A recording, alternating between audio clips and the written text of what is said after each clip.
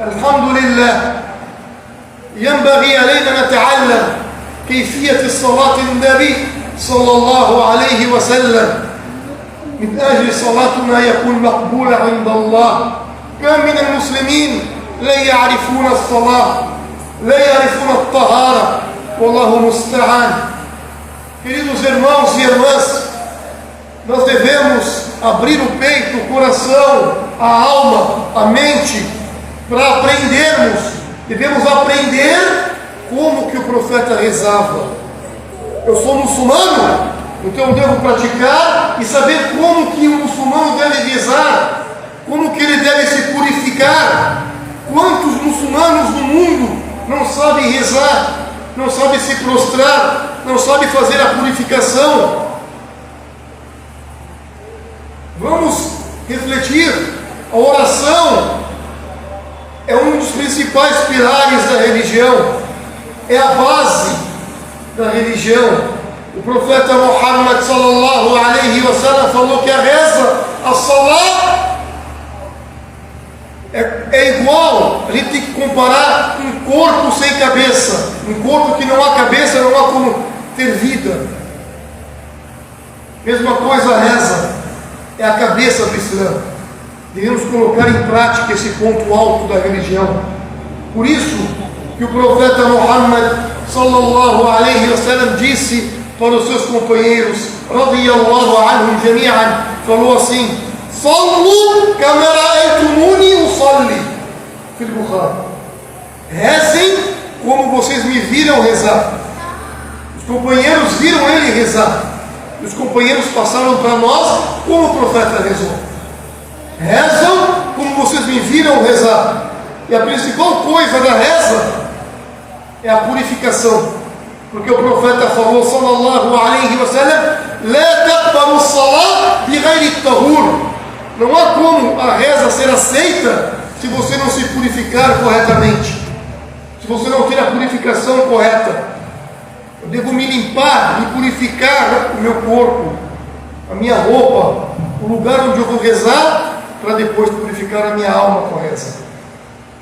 Então, devemos colocar em mente um versículo que está na Surat Al-Maida, na mesa servida, versículo 6. Allah Todo-Poderoso diz: Ya ayyuhalladhina amanu idha qumtum ila as-salah faghsilu wujuhakum wa aydiyakum ila al-marafiq wamsahu bi ru'usikum wa arjulakum ila al-ka'bayn.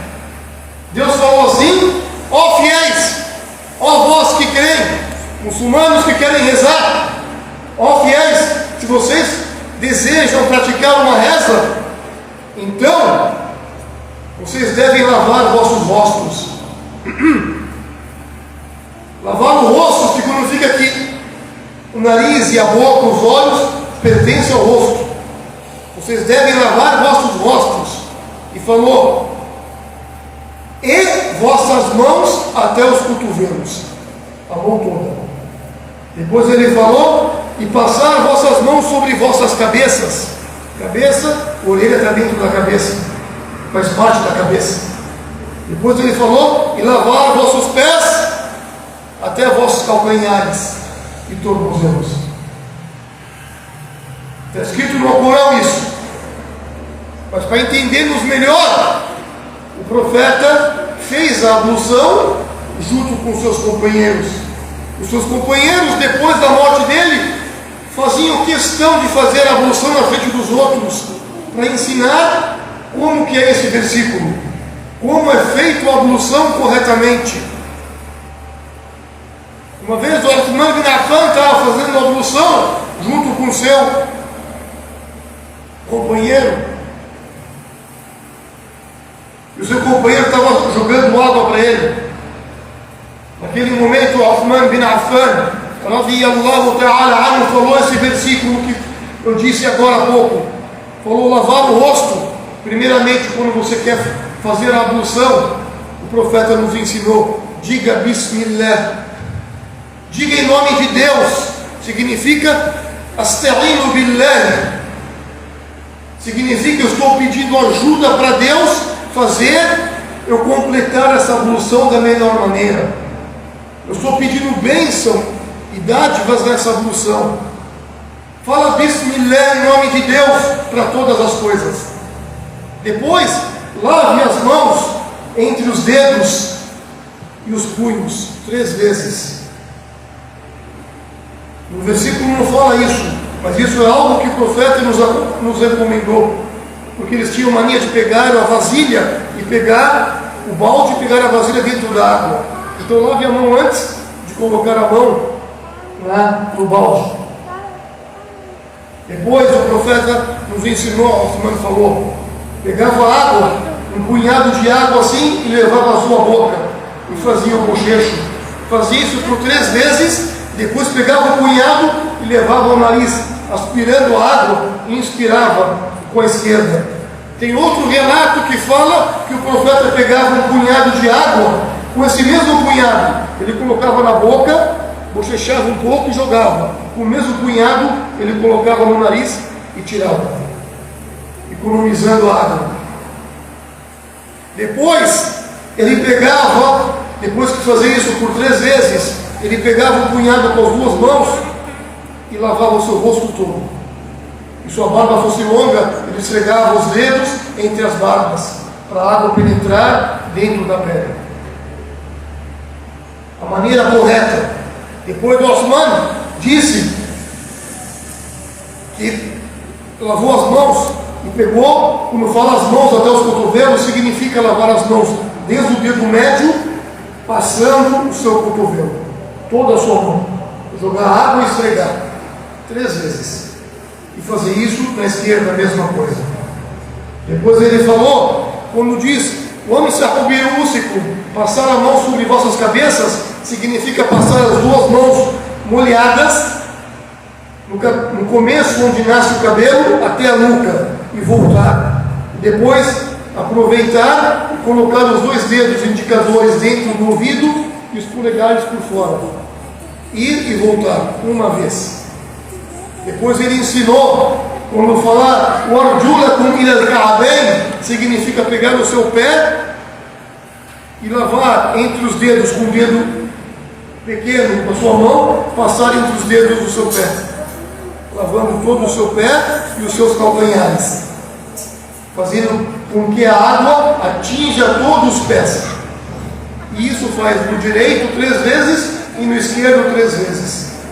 Depois, quando ele acabou de fazer a ablução, ele olhou e fez os testemunhos de fé e falou: Ashhadu an la ilaha illallah wahdahu la sharika lah wa ashhadu anna Muhammadan abduhu wa rasuluhu.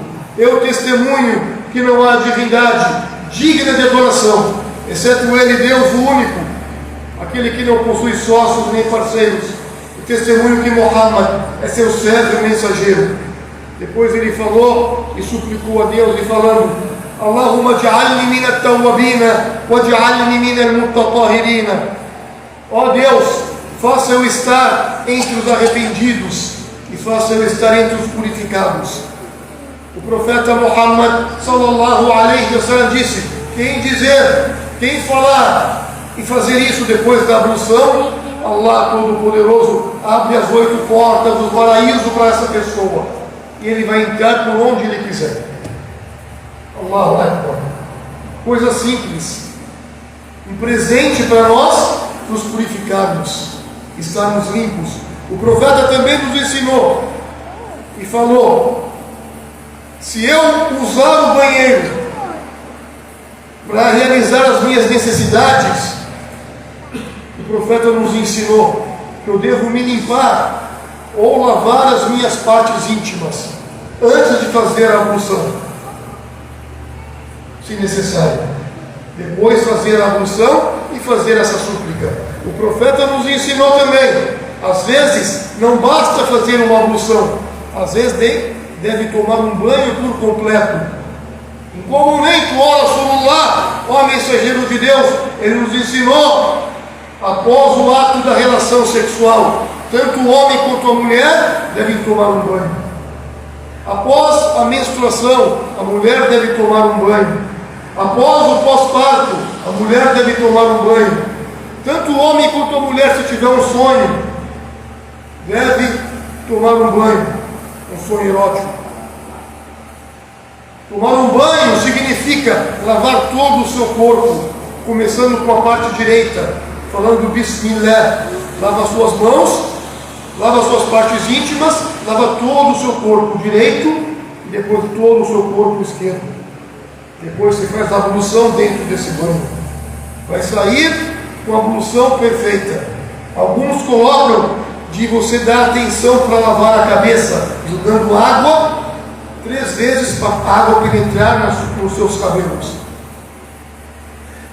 É importante que não pode deixar na ablução nenhum ponto sem molhar. Por isso que muitos sábios colocam, se a mulher tem o costume de pintar as mãos ou as unhas, ela deve saber, na hora de fazer a ablução, tem que tirar o esmalte, porque o esmalte não deixa a água penetrar. O homem ou a mulher que for fazer a ablução deve tomar cuidado, como aquele companheiro do profeta, radiyallahu ta'ala anhu, fez a ablução, ele voltou para rezar. Quando chegou na mesquita, o profeta olhou para ele e falou: volte e faça a ablução novamente. Por quê? Ó mensageiro de Deus, o profeta falou: porque eu vi um lugar seco no seu calcanhar. Significa, quando você fazer a ablução, faça e não dá intervalo. Num tempo que você lavou um braço, quando for lavar o outro já está seco. Faça toda a ablução, sem intervalo. Evita conversar, exceto o necessário. Devemos entender que isso é importante para você. Alguns, uma minoria pequena dentre os sábios, falam para evitar até falar o palavrão, porque o palavrão quebra a ablução. Mesmo que não quebrar a ablução, o palavrão faz com que a sua balança esteja com pecados e erros. E se eu fiz a ablução para rezar, eu quero lavar a minha alma, porque eu devo evitar a todo momento de falar palavras obscenas. Eu devo me preocupar com o lugar onde eu vou rezar.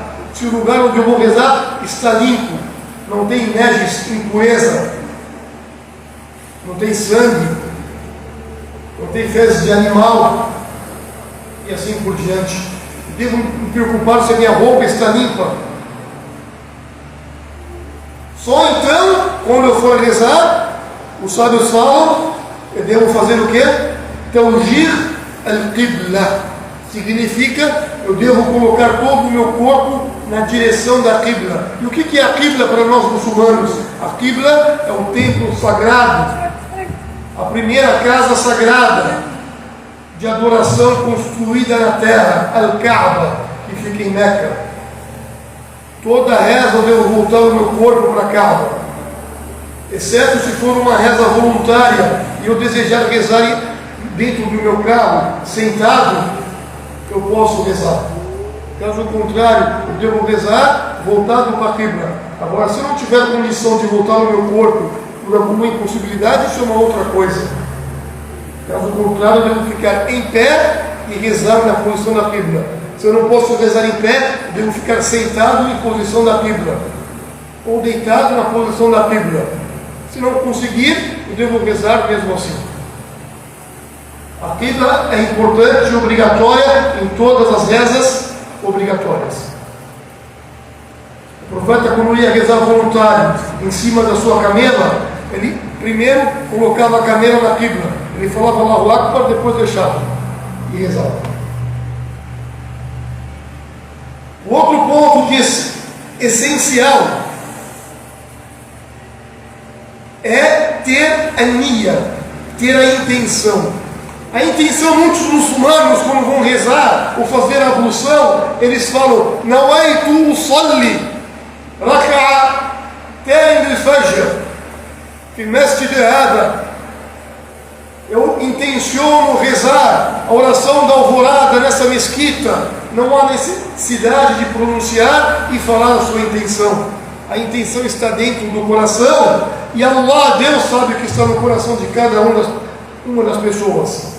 Então, a partir do momento que eu intenciono fazer a ablução para rezar, com o coração já é válido. Mas a intenção é obrigado, é uma condição. Eu devo intencionar no meu coração a reza que eu vou fazer. O outro ponto que os sábios colocam, quando me colocaram na Qibla, eu devo me preocupar muito em fazer algo chamado Takbiratu al-Ihram. Takbiratu al-Ihram é quando eu vou entrar no estado aonde as coisas que eram permitidas para mim não vai ser mais permitido. Significa quando eu falar Allahu Akbar e entrar na reza, eu entrei no estado de Ihram. Então nesse momento eu podia conversar, não posso mais conversar com ninguém. Nesse momento eu podia me mexer, não posso mais me mexer, exceto na reza, aqueles movimentos que eu faço para rezar. Então o Takbir al-Ihram, eu devo fazer o quê? Olhar para o chão, levantar as minhas mãos com os dedos abertos entre o ombro e a orelha e colocar as minhas mãos sobre o meu peito ou sobre a minha barriga ou embaixo do meu umbigo. Tem 3 versões. Eu coloco a minha mão e fico olhando aqui, assim, de baixo, olhando para o chão. Então eu entrei nesse estado. Takbir al-Ihram é igual o peregrino quando for fazer a Umrah ou o Hajj. Quando entra naquele lugar onde ele vai entrar na intenção de fazer a Umrah ou o Hajj e coloca a roupa que enrola a toalha no corpo, o que era lícito, algumas coisas, vai ser ilícito para ele nesse momento. Ele não pode ter relação com a esposa, ele não pode cortar o cabelo, não pode cortar as unhas, não pode pôr perfume, não pode cobrir a cabeça, até acabar aquela peregrinação, o ritual da peregrinação. Takbir al-Ihram, alguns sábios também colocam, não é um Takbir al-Ihram, porém, para comparar, a pessoa sexta-feira, quando chegar na mesquita, o imã subiu no mimbar e deu o salam. Nesse momento, o que era lícito, algumas coisas que era lícita, permitida para você, não pode mais fazer, até acabar o sermão e a reza. Por exemplo, se alguém chegar para falar com você, você não pode responder, não pode estender a mão, não pode distrair com o tapete, não pode distrair com a masbah, não pode distrair com o livro, com conversa e nada, até o sheikh, o imam acabar de falar. Takbir al-Ihram é respeitar as divisões que Deus colocou para nós. Então depois que eu levantei as mãos, falei Allahu Akbar, coloquei as mãos sobre o meu peito, aí sim eu vou fazer aquilo que o profeta Muhammad sallallahu alaihi wa sallam nos ensinou.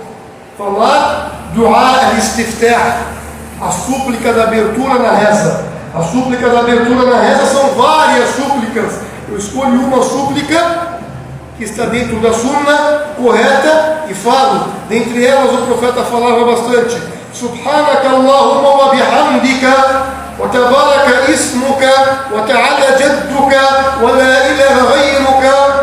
Glorificado seja o Senhor, o magnífico, abençoado seja o teu nome, ó Senhor dos mundos, não há divindade, somente tu.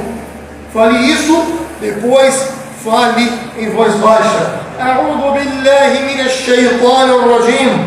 Eu peço proteção em Deus contra o mal do maldito demônio, porque o demônio, ele está atento para sussurrar, te atrapalhar, tirar sua concentração da reza.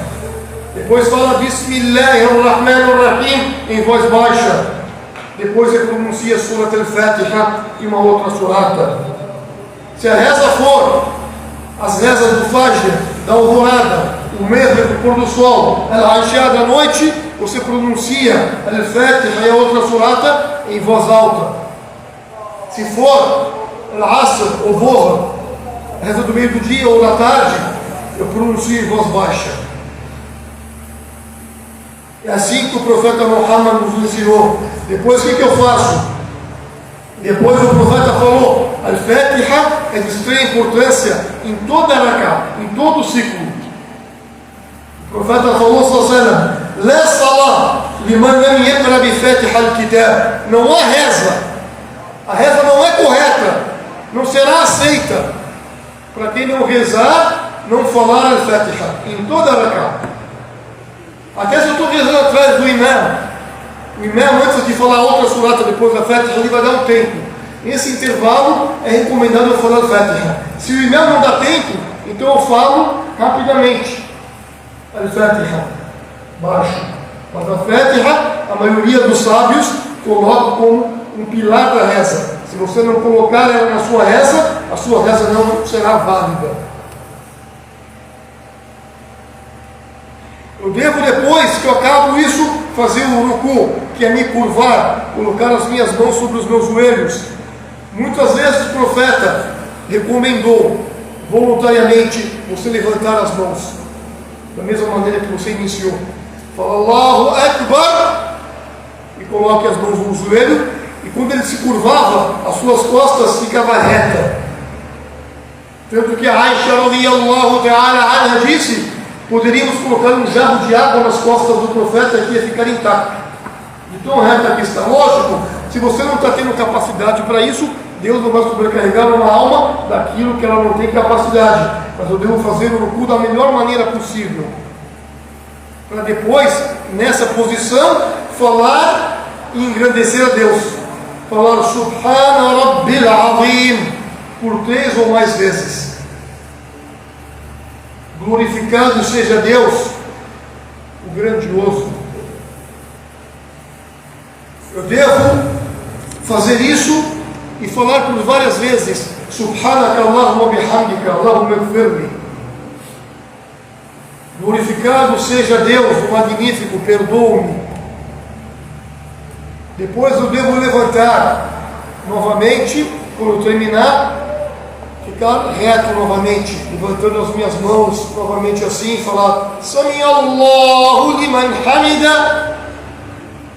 Allah escuta, Deus escuta aqueles que o louvam. Então eu levanto minha mão. Alguns sábios falam que a mão volta ao peito, outros falam não, pode deixar reta, não há problema. Mas eu levanto a minha mão e falo Sami Allahu liman hamida. Se eu estou rezando sozinho, eu falo Sami Allahu liman hamida. Se eu sou o imam, eu falo Sami Allahu liman hamida. Agora quem está rezando atrás do imam não precisa falar Sami Allahu liman hamida, porque Sami Allahu liman hamida, Deus escuta aquele que louva. Então eu vou louvar. Atrás eu falo Rabbana wa lakal hamd. Todos falam Rabbana wa lakal hamd. Ó Senhor nosso, todos os louvores são para ti. E você pode louvar Ele falando Rabbana wa lakal hamd hamdan kathiran tayyiban. Louvo muito Ele, o melhor louvor é para Ele. E outros louvores que o profeta falava dentro da reza, que é voluntário. Depois você fala Allahu Akbar e vai para o sujud, se prostrar com dignidade, da melhor maneira possível. O profeta, ele colocava os joelhos, depois as mãos.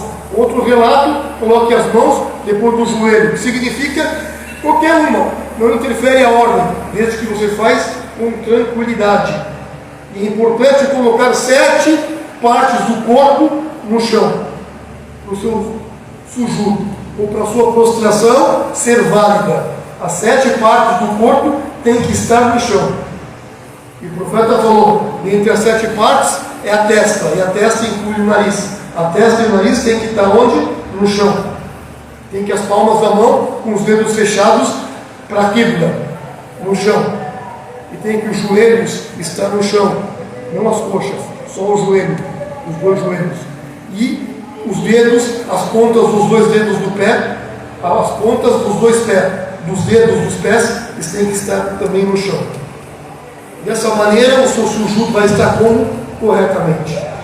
Muitas pessoas, o profeta falou no hadith, proibindo as pessoas de fazer sujud e encostar os cotovelos, para nós não nos prostrarmos igual animais.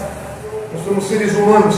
Levantar os cotovelos da maneira que você não vai incomodar a pessoa que está do seu lado. Não se proste com os cotovelos no chão. E no sujud você fala Subhana Rabbil A'la, glorificado seja Deus o Altíssimo. E o profeta falou naquele hadith أقرب ما يكون العبد من ربه وهو الساجد فاجتهدوا في الدعاء. O momento mais próximo que o servo está de Deus, do Senhor, é quando ele está prostrado. Então agora se esforce, peça, fale com Deus. Então todos os seus problemas, lamentações, tudo que você quiser, coloque e fala com Deus. Ele é o único que vai resolver para você. Depois você levanta do sujud, dizendo Allahu Akbar, sentando no chão, sentando em cima do seu pé esquerdo, com o seu pé virado, e fixando o seu pé direito com as pontas do dedo no chão. Essa é a maneira correta para quem tiver capacidade de conseguir. Aquele que não consegue, Deus não sobrecarrega uma alma daquilo que ela não tem capacidade. Aí você fala nessa posição, Rabbighfirli, Rabbighfirli, ó meu Senhor, me perdoe, ó meu Senhor, me perdoe. Ou fale, Rabbighfirli, warhamni, warzuqani, wahdini, ó Senhor, me perdoe, me mande o proveito, me mande o sustento, tenha misericórdia de mim. Depois você faz novamente a prostração, daquela maneira, com as 7 partes do corpo no chão, falando a mesma coisa, Subhana Rabbil Ala, e suplicando a Deus. Só que o profeta proibiu de recitar o Corão na prostração. Você pode fazer dua, mas não recitar o Corão.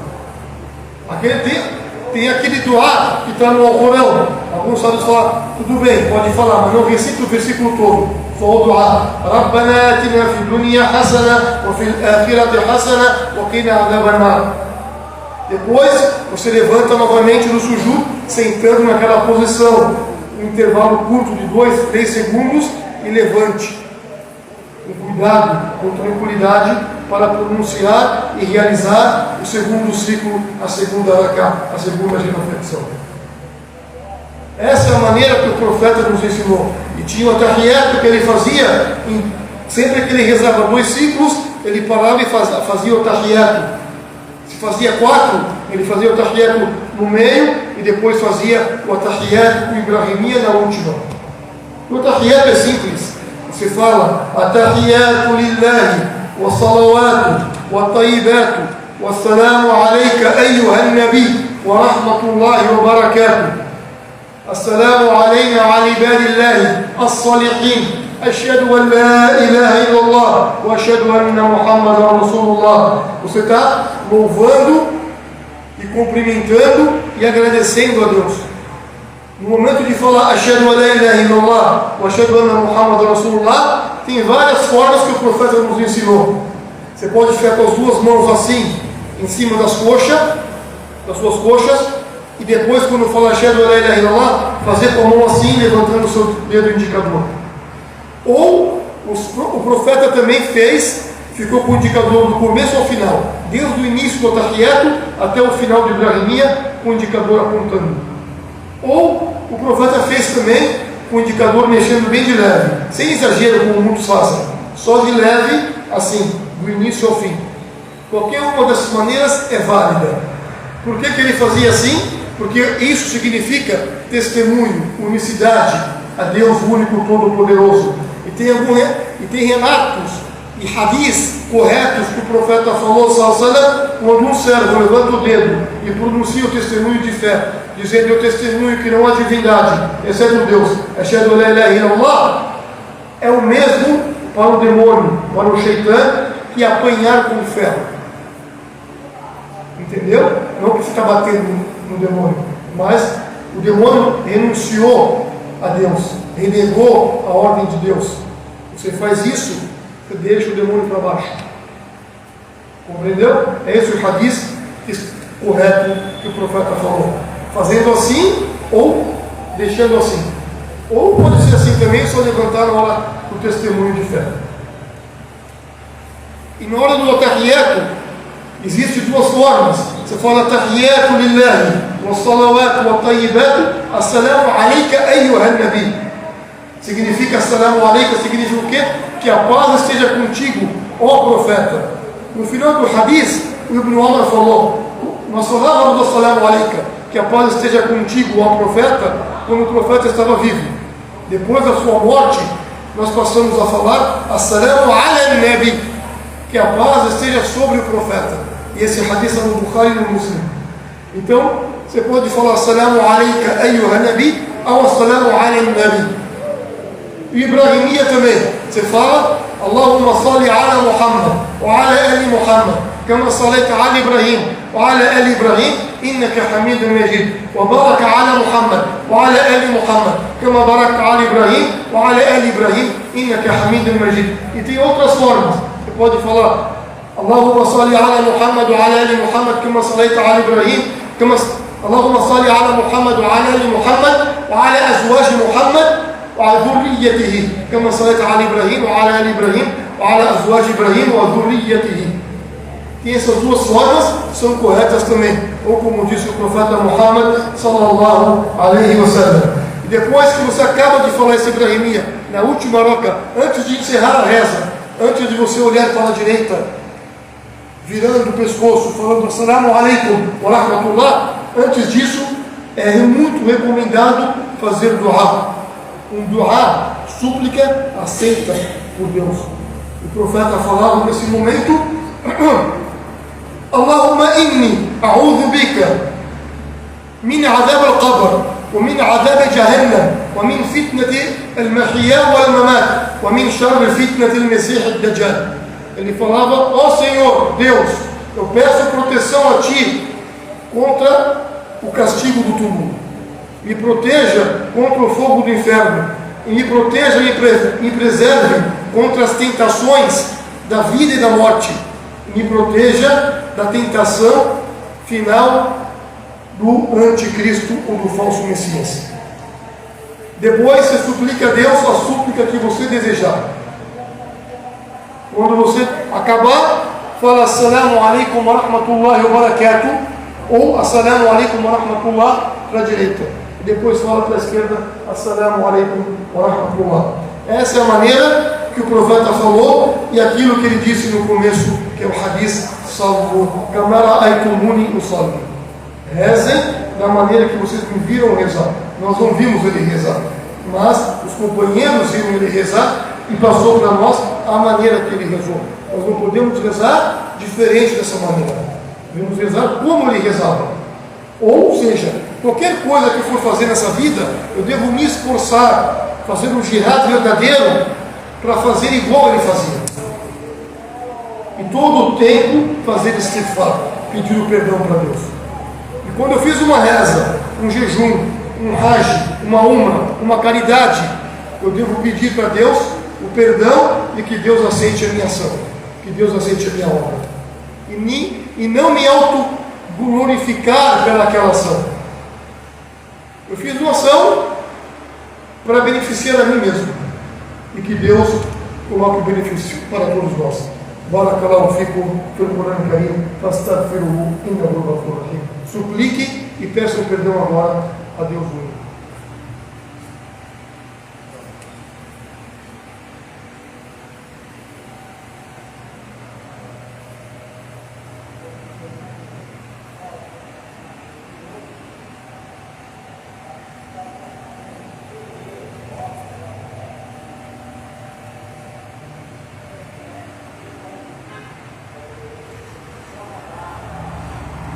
بسم الله الرحمن الرحيم الحمد لله رب العالمين والصلاة والسلام على رسول الله صلى الله عليه وعلى آله وأصحابه أجمعين.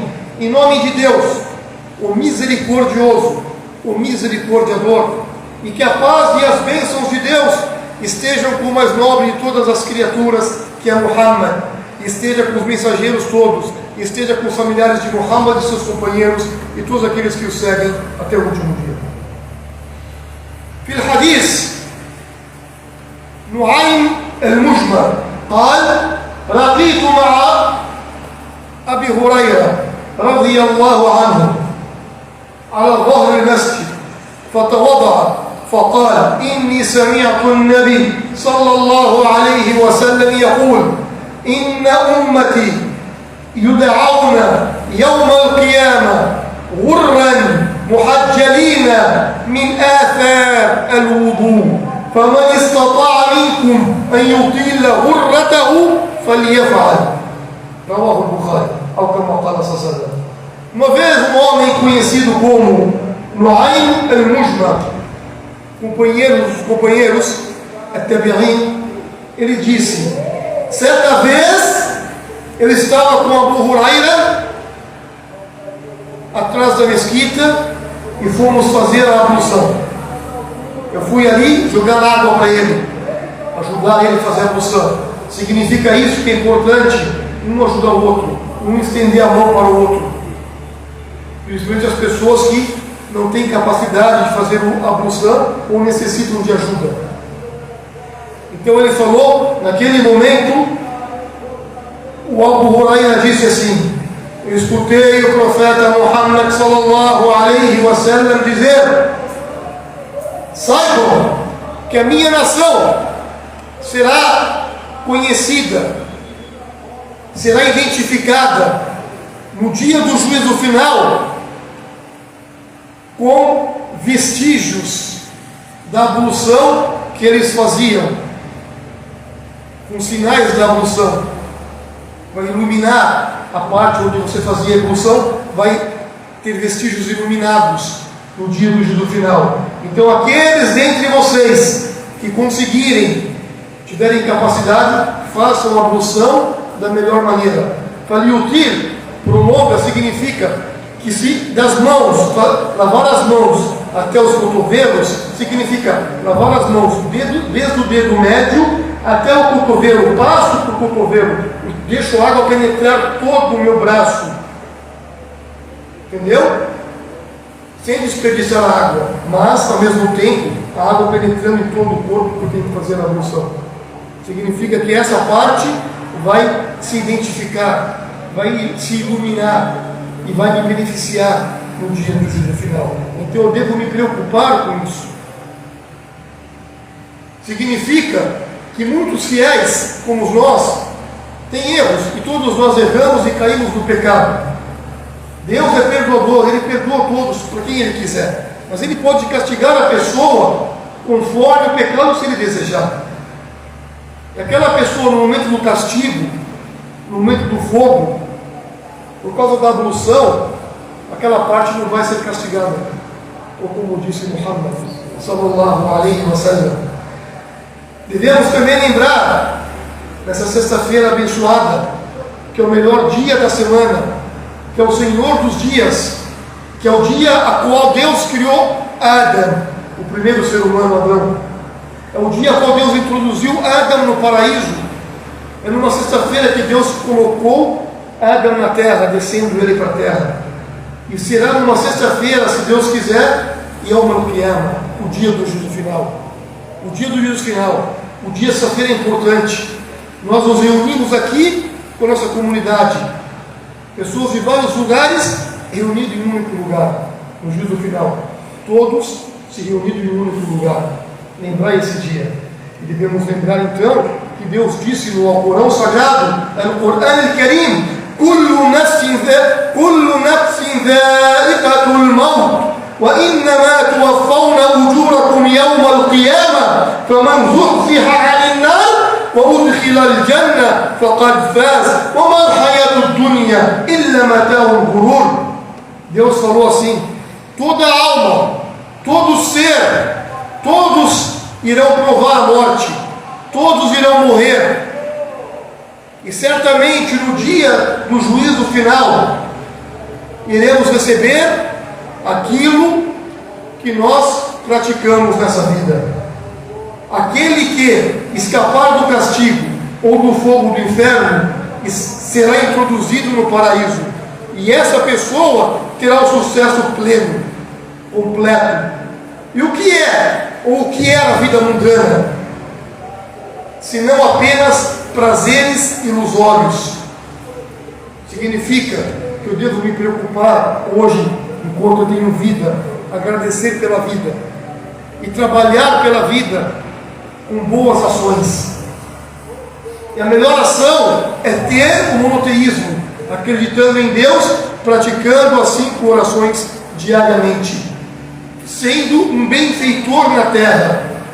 praticando a conduta de Muhammad sallallahu alaihi wasallam, praticando e pensando o que eu vou colher amanhã, no futuro, no dia do juízo final, como que eu vou receber o meu livro, aonde eu vou viver eternamente, porque essa vida Deus falou o quê? Existe prazer, só que muitos desses prazeres são uma ilusão, não é real. E os sábios explicam, ilusão por quê? Eu tenho carro hoje, amanhã eu estou de bicicleta ou a pé. Se eu tenho roupa hoje, amanhã eu preciso de roupa. Se eu tenho saúde hoje, amanhã eu estou enfermo, doente. Se eu tenho vida hoje, poderei morrer a qualquer momento. Então vamos pensar e agradecer a Deus pela vida, pela saúde, pelo dia a dia, com boas ações, sendo benfeitor na terra e não esquecendo jamais de praticar assim o coração da melhor maneira, se purificando e rezando e falando com o Senhor dos mundos. Inna Allah